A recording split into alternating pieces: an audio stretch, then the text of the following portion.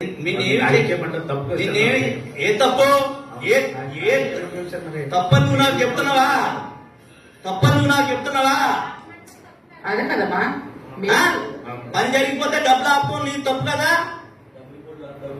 మన తాతగారి వ్యవస్థ కదా ఇది, ప్రభుత్వ ధనం. పని జరిగితే డబ్బులు ఇవ్వాలి. నేను 2 సార్లు ఫోన్ చేశాను నీకు. నేను వచ్చే పంచాయతీ టెండేసి కూర్చుంటాను.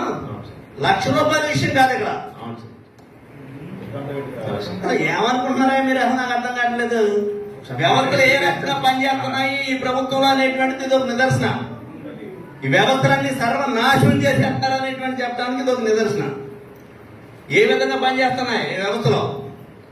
సెక్రటరీలు అందరూ కూడా లాస్ట్ గవర్నమెంట్ లోనే చేశారు, ఇప్పుడు చేస్తున్నారు.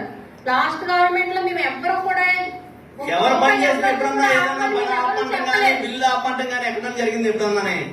పని జరగకపోతే ఎప్పుడైనా ఎమ్మెల్యే గారికి ఆయన కానీ నేను కానీ ఎవరన్నా పనిలో అవినీతి జరిగితే దాని మీద బిల్లు ఆపించవచ్చు, ఎంక్వైరీ పెట్టించవచ్చు. దీంట్లో అటువంటిది ఏమీ లేదు కదా. అంటే ఏమనుకుంటున్నారు మీరు? మరి ఇంకా ఇవ్వాలని మళ్ళీ మాకు చెప్తే ఎందుకమ్మా? మీరు ఇప్పించే ఏర్పాట్లు మీరు చేయాలి కదా. నేను చెప్పాను సార్, వాళ్ళ సంతకంతో వాళ్ళే ఇవ్వాలి సార్. ఇవ్వకపోతే యాక్షన్ తీసుకోవాలి కదా మరి. సార్ నాకు పంచాయతీ సర్పంచ్ గా చెప్పారు సార్, ఇద్దరికి ఇవ్వమని చెప్పారు. నాకు తాతకుడి చేతులకు రాలేదు సార్, ల్యాండ్ అయితే మనకి క్లియర్ గా చెప్పారు సార్. ఆయన సర్పంచ్ గారు కూడా చెప్పారు. ఇది లాస్ట్ మీటింగ్ లో కూడా అడిగాం కదా.